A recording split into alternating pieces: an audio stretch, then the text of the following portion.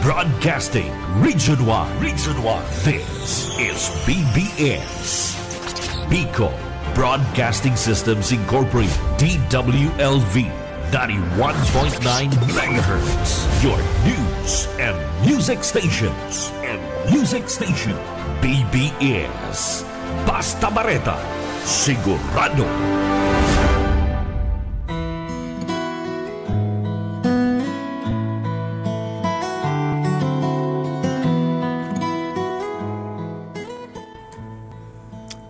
Magandang umaga po, Bicolandia. Magandang umaga po dito sa probinsya ng Camarines Sur at magandang umaga dito po sa lungsod ng Naga. Magandang umaga po sa inyong lahat, lalo na po sa ating masusugid na tagapakinig at tagapanood sa Facebook, sapagkat tayo po ay naririnig online, on air and online. At sa mga hindi pa po masyadong kilala ang programang ito at aksidenteng naipihit ho ninyo sa inyong radyo at nagtatanong kayo ano bang istasyon ito, pero naririnig ninyo ay mga aral ng Panginoon. Ito po ang istasyon po ng DWLV 91.9 FM at ito po ang segment po ng Biyaya sa Pagkaaga. Sa ngalan po ng Alliance of Ministries of Metro Naga Incorporated, ako po ang inyong lingkod, Pastor Luis Bolaños, at sa technical si Sir Stephen Fabis. Sa loob po ng ilang mga minuto, tayo po ay sama-sama na mag-aral ng mga aral ng Diyos, ng mga salita ng Panginoong Diyos na nasusulat sa banal na kasulatan, upang sa ganoon bago natin harapin ang buong maghapon, anuman ang ating magiging mga karanasan, anuman ang magiging mga hamon sa buhay, ay mayroon tayong mabisang sandata.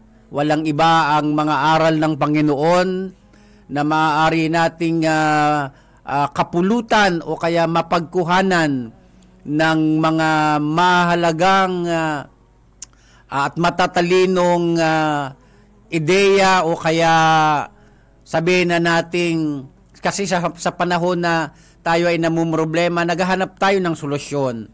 At ang mga aral ng Diyos ay puno ng solusyon, puno ng paggabay kung ano ang dapat nating gagawin sa panahon na tayo ay nahaharap sa isang mahirap na kalagayan sa buhay.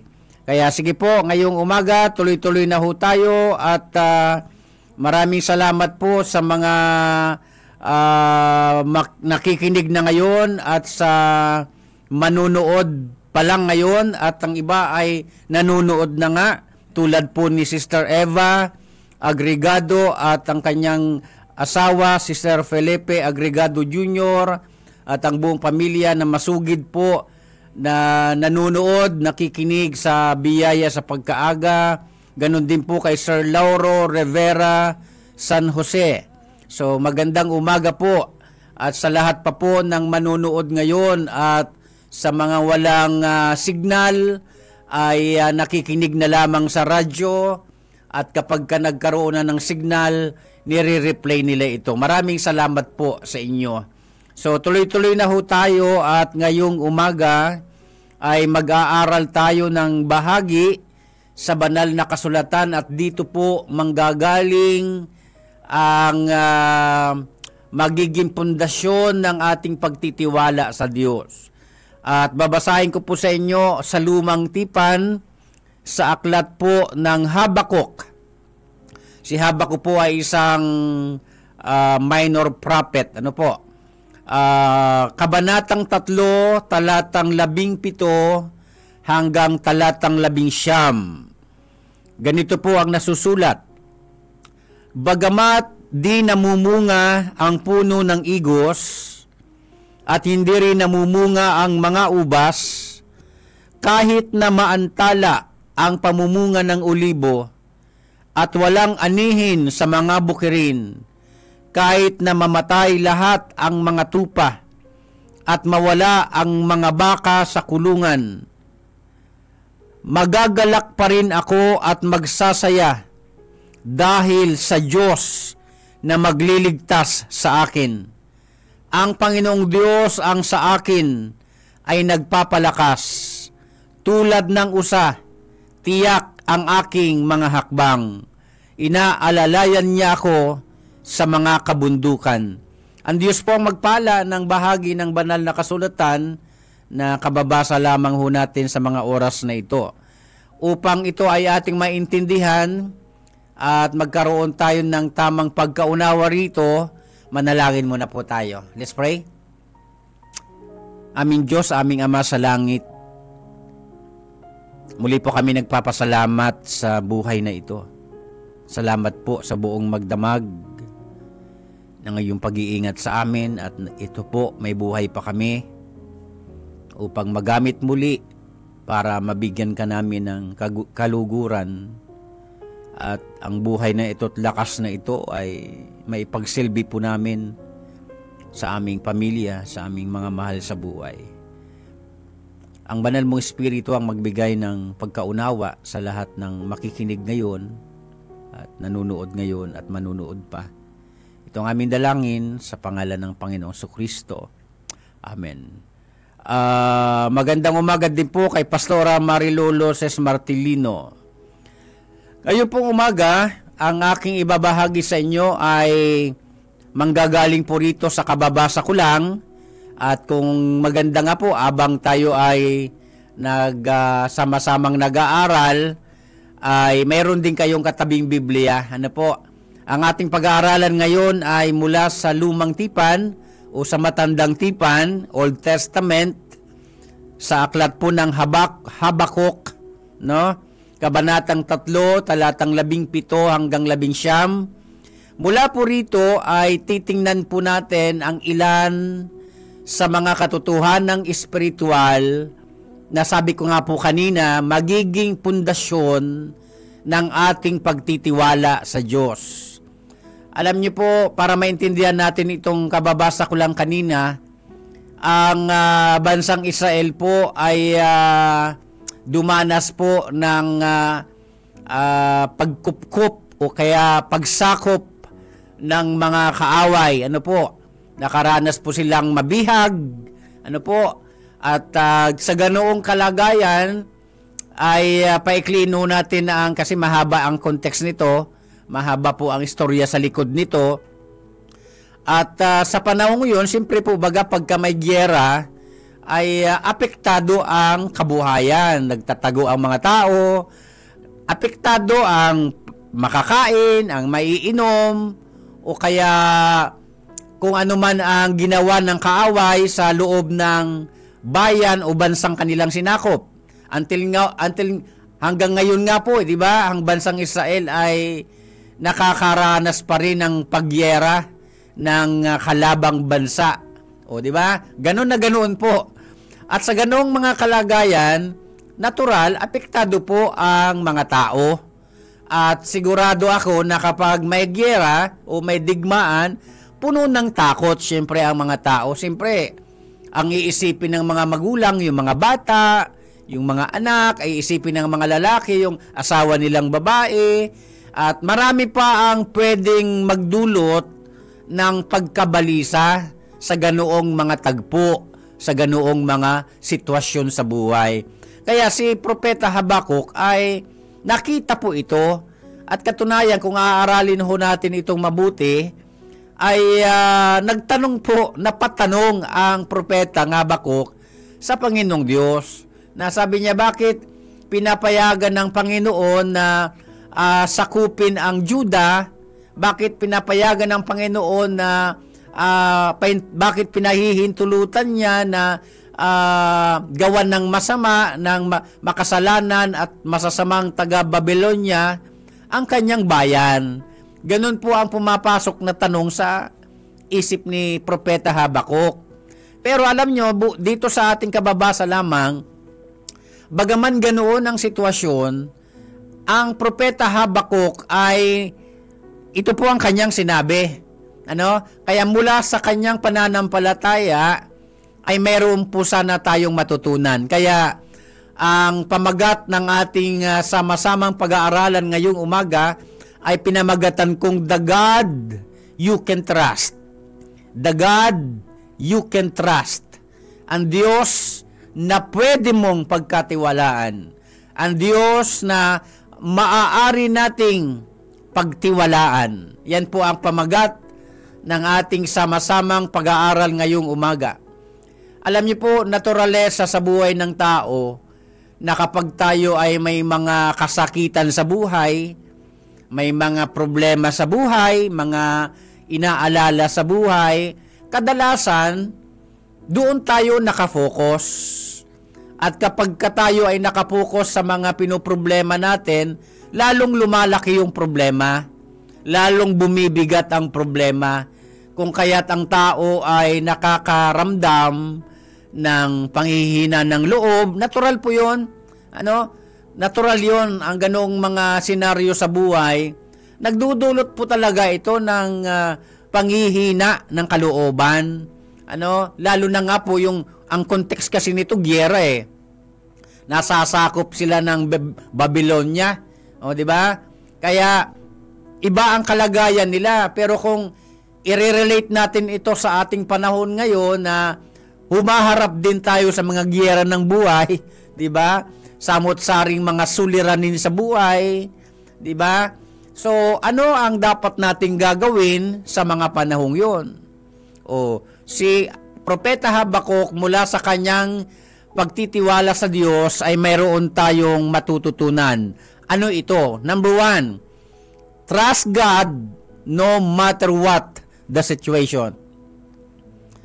Magtiwala tayo sa Diyos anuman ang sitwasyon. Pastor, madali lang sabihin yan. Hindi po eh. Kung i-relate ko din po sa inyo ang sarili kong buhay, mula pagkabata ko at mawalan ako ng magulang sa napakamurang edad, pinagdaanan ko ang lahat ng sitwasyon ng buhay. Pero ang magtiwala kasi sa Diyos, isang desisyon eh. At ang hindi rin magtiwala ay isa ring desisyon. So alin sa dalawa ang pipiliin ng tao habang siya humaharap o dumadaan sa anumang mahihirap na sitwasyon, katulad ng pinagdadaanan ng mga Israelita nung panahon ni Habakuk. Kaya dito sa talatang 17, si Propeta Habakuk ay nagsabi ng ganito, bagamat di namumunga ang puno ng igos at hindi rin namumunga ang mga ubas, kahit na maantala ang pamumunga ng olibo at walang anihin sa mga bukirin, kahit na mamatay lahat ang mga tupa at mawala ang mga baka sa kulungan. So ganito ang sitwasyon. Diba sa buhay natin, may mga source of income tayo, pinanggagalingan ng ating ikinabubuhay. Paano kung mawala yun? Wag naman sana, Pero dito sa ating pag-aaralan, talagang madadaanan natin yan. Kasi tayong mga tao, masyado tayong dependent sa kung ano ang mayroon tayo ngayon. Minsan nga, yun pa ang sinasandigan eh. Minsan nga, ipinagmamalaki pa ng tao na mayroon akong stable job. Diba? Mayroon akong permanenteng trabaho. Paano kung yan palang permanenteng sinasabi mo ay temporary lang? Paano pala kung yung mga pinanggagalingan ng ating kabubuhay sa isang iglap ay mawala? Naiisip po ba natin yon? Yun ang kalagayan ni Habakuk ng panahon na yon. Na dahil sa giyera, dahil sa pagsakop sa bayang Israel sa Babylonia, ay naapektuhan ng kanilang pang-araw-araw na pamumuhay. Sa buhay natin, kung i-relate po natin ito, mga minamahal kong mga tagapakinig, pag ang isang napaka delikadong kalagayan, yung masyado ka nang nakasandig sa mga bagay na pinagkukuhanan mo ng ikabubuhay. Hindi naman masama na mayroon tayong pinagkukuhanan nga dapat lang. Alangan man na umaasa ka lagi sa iba, di ba? Kung may panahon naman na tulungan mo rin ang sarili mo sa awa ng Diyos, ay maghanap buhay ka talaga. Di ba? Dapat may pinagkukuhanan ng source of income na galing sa ating pagpapagod, galing sa ating mga pinagpawisan, hindi sa pinagpawisan ng iba. Di ba? Hindi sa pinaghirapan ng iba. Kaya nga lagi kong sinasabi na ano man ang hanap buhay mo, kahit yan sa palagay ng iba ay hindi mataas na kalagayan, basta marangal, mabuti, at talagang pinaghihirapan mo, wag mong ikahiya yan. O, sa kalagayan ni Habakuk ng panahon niya, ganoon na ganoon ang sitwasyon. Kung i-relate ho natin sa ating panahon ngayon, ipaano nga kung ang mga pinagkukuhanan natin ng ikinabubuhay ay biglang mawala, ano? O, kaya trust God no matter what the situation is. Pagtiwalaan natin ng Diyos, anuman ang kalagayan sa buhay. O, pangalawa, talatang 18, magagalak pa rin ako at magsasaya dahil ang Diyos ang magliligtas sa akin. O, nakita ni Habakuk yung mahirap nilang kalagayan nung panahon niya. Pero ang sabi niya pa rin, magagalak pa rin siya sa Diyos. Mahirap yata yun, di ba? Minsan nga, pagka problemado ang tao, nakasimangot lagi, nakabusangot, di ba? Ang bigat ng pakiramdam, hindi makangiti, hindi makatawa. Ang sabi ni Propeta Habakuk, magagalak siya sa Diyos eh. Di ba? Magagalak, salitang magagalak, yung nakakaranas ka ng mabibigat na problema, pero may kapanatagang loob. Mahirap po magalak pagka walang kapanatagang loob. Sa totoo lang. Mahirap magalak kung walang kapayapaan sa isipan. Kaya ang salitang magalak, nakadepende yan sa lalim ng kaugnayan ng tao sa Diyos. Pagka mababaw ang kaugnayan ng tao sa Diyos, konting problema lang, hindi mo na yan mapangiti, busangot talaga yan na araw-araw. Sabi sa Bicol, garigurumus na papel ang pandok. Sabi sa Bicol ni Gaspi. Diba? Kaya, nararanasan naman talaga natin yan. Wala namang exempted dyan. Pero, may matututunan tayo kay Habakuk. Number 2, trust God for He is our salvation. May reason, may dahilan si Propeta Habakuk para magalak. Bakit? Sabi niya, ang Diyos kasi ang kanyang tagapagligtas. At napakahalagang maintindihan natin yan, mga minamahal kong mga tagapakinig, na sa mga panahon ng mga mahihirap na kalagayan sa buhay, wala po sana tayong ibang tinatawagang magliligtas sa atin. Ang Diyos lang. Ang Diyos lang. Ang Diyos na buhay sa langit. Ano po? Na hindi niya man alisin ang mga problema, pero bibigyan niya tayo ng kakayahan at lakas para makayanan yung mga problema. Alam nyo, hindi naman laging inaalis talaga ng Diyos ang mga problema. Ang talagang binibigay ng Diyos sa atin, kakayahang makalabas sa problema. Kakayahang makayanan ang problema. Proven na po yan, tested na yan, sabihin ko po sa inyo, maging sa personal kong mga karanasan. Hindi po laging inaalis ng Diyos ang problema.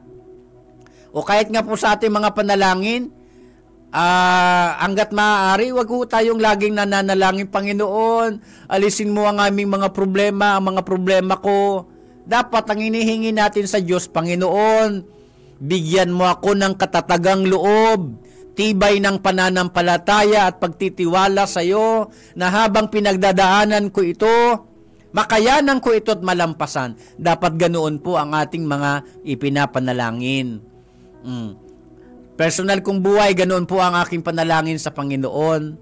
Kasi minsan ang mga suliranin sa buhay, nagiging kasangkapan yan para mapagkilala natin, mapagtanto natin na walang ibang tagapagligtas, ang Panginoong Diyos lamang. Sa panahon na parang lulubog ka na sa mga problema, ay kailangang makaalis ka dyan para hindi lumubog, hindi ka tuluyang lumubog, at ang kailangan mo, tagapagligtas. Naalala ko nga pong isang kwento, isang barko na napakaraming pasahero at napakaraming bagahe, at talagang sa lakas ng alon, lulubog na ito. Sabi ng kapitan ng barko, nagkataon pa, in-check, sabi ng in-check na kapitan ng barko, tumawag na kayo sa inyong Diyos para tayo ay maligtas sa pagkalubog sa barko. Tawagan na ninyo ang inyong Diyos. Sabi nung inchik. Ang ginawa ng mga pasahero, tinawag na lahat ng mga santo, mga santa. At narinig ito ng kapitan na inchik. Sabi ng kapitan na inchik, lulubog na nga anyang barko, tawag pa kayo marami pasahero. Sabi nung kapitan na inchik ng barko. Sabi, lulubog na anyang barko, tumawag pa kayo ng maraming pasahero. Sabi nung kapitan, kasi nga marami silang tinawagan, kanya-kanyang Diyos.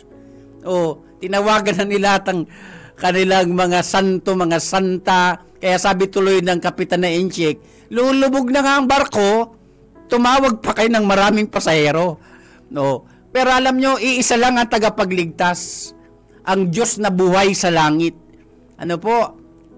Hindi siya busy, 24/7, anumang sitwasyon ng buhay. A simple prayer, Lord, help me. Tulungan niyo po ako. At ang Diyos sa kanyang awa, tutulungan niya tayo. Pangatlo, na maaari nating matutunan sa pagtitiwala ni Propeta Habakuk, talatang 11, ang Panginoong Diyos ang sa akin ay nagpapalakas. Tulad ng usa, tiyak ang aking mga hakbang. Inaalalayan niya ako sa mga kabundukan. Number 3, trust God because He is our strength. Magtiwala sa Diyos sapagkat siya ang ating kalakasan. Yun ang nakita, yun ang na-appreciate ni Propeta Habakuk sa panahon niya na sila ay dumaranas ng kahirapan sa buhay. Kung i-relate natin sa ating buhay, ganun din po, na sa ating mga kahirapan sa buhay, ay wag po sa nating kalilimutan na sa sarili nating kakayahan, hindi natin kaya. May limitasyon ang tao, mayroon tayong mga kaya at di kayang dalhin. Katulad ng tulay. Kaya sa tulay, makakakita kayo ng 10 tons, 20 tons, 30 tons. Dapat 30 tons lang ang dumaan doon sa tulay na 30 tons. Pag kaya na dinaanan ng 130 tons, magigiba yan. Masisira yung tulay na yan kasi may limitasyon siya. Ganoon din tayo. Huwag tayong magyabang na parang we are super Christian, we are superhuman. Kayabangan yan. Bilang tao, may limitation tayo. Ang kagandahan lang, kasi kahit tayo may limitasyon, mayroon tayong Diyos na walang limitasyon na pwede nating paghugutan ng lakas. Tigilan na natin yung kasasabi na, alam mo anak, sa'yo ako muhugot ng lakas, kaya ako nakakapagpatuloy sa buhay. O sabi naman ng anak, alam mo anya, mama, papa, sa inyo ako muhugot ng lakas. Paano kung magkaubusan kayo ng lakas? O di ba? Kasi ang tao nauubusan ng lakas. Ang Diyos hindi nauubusan ng lakas. O kaya, ang sabi ni Propeta Habakuk, sa kabila ng kanyang kahirapan, magagalak pa rin siya kasi ang Diyos ang kanyang tagapagligtas at ang Diyos ang pinagkukuhanan niya ng lakas. Ngayong umaga sa aking pagtatapos, kung sakali man po kayo ay nakakaranas ng mga kabigatan sa buhay, magpakumbaba ka sa Panginoon at humingi sa Kanya ng lakas. Huwag mong ipagdasal, Panginoon, alisin mong problemang ito. No, hindi lagi ganun ang sitwasyon. Sa halip, ipanalangin mo, Panginoon, bigyan mo ako ng katatagan, ng kapayapaan ng pag-iisip, ng tibay ng pagtitiwala sa iyo, upang habang pinagdadaanan ko ito, makayanan ko ito at malampasan. Mga minamahal kong mga tagapakinig, laging may way out. Tandaan natin yan. Laging may labasan ng problema. Kaya nga po isang manganganta at composer, si Don Moen yata, ang nag-compose at umawit ng isang awit na ang pamagat ay God will make a way where there seems to be no way. Sabi niya sa lyrics ng kanta, na ang Diyos ang gagawa ng paraan doon sa mga sitwasyon na parang tila wala ng paraan. Pero kaya ng Diyos. Ano po? Kaya kung pag-aaralan natin itong aklat ni Propeta Habakuk, pinalaya din sila ng Panginoon sa pagkakaalipin. Ganon din tayo. Pwede naman tayong palayain ng Diyos sa mga problemang umaalipin sa atin, nagpapahirap sa atin, nagbibigay sa atin ng pagkabalisa. Pero may 3 tayong dapat gawin. Una, pagtiwalaan ng Diyos anuman ang sitwasyon. Pangalawa, pagtiwalaan ng Diyos sapagkat siya ang ating tagapagligtas. Pangatlo, pagtiwalaan ng Diyos sapagkat siya ang ating kalakasan. Manalangin po tayo. Ama namin Diyos sa langit, marami pong salamat sa paalaala ng iyong banal na salita. Tulungan nga po ninyo kami, bigyan niyo po kami ng kapanatagang loob, kapayapaan ng isipan at tibay ng pagtitiwala sa inyo na habang kami ay dumadaan at dadaan pa sa mga hamon ng buhay, amin itong makayanan at malampasan sa awa mo, sa pagliligtas mo sa amin, Ama. Sa pangalan ng Panginoong Sukristo. Amen. Magandang umaga po kay Sir Luis R. Sanosi Jr. Maraming salamat po sa lahat ng nakinig at nanood at sa lahat pa ng magre-replay. Ako po ang inyong lingkod, Pastor Luis Bulanyo. Susunod na po ang Kakampi Network News, ihatid ni Sir John Bernas. Magandang umaga po sa inyong lahat.